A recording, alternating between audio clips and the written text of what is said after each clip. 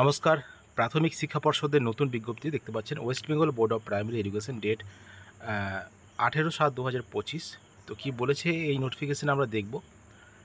Regarding extension of last date for admission to the 2-year DLED course under regular face to face mode for the session 2025-2027 in DLED institute affiliated with West Bengal board of primary education.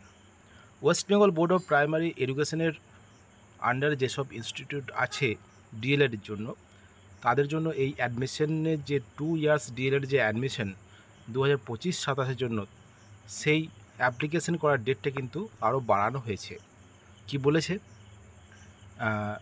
In continuation of our earlier notification number dated 30/6/2025, it is further notified to all concern that the last date for online submission of application from for admission of 2-year DLED course face to face mode regular for the session 2025-27 is hereby extended up to 31st July 2025। অর্থাৎ 2025 সালের 31শে জুলাই পর্যন্ত কিন্তু application করা যাবে online মোডে।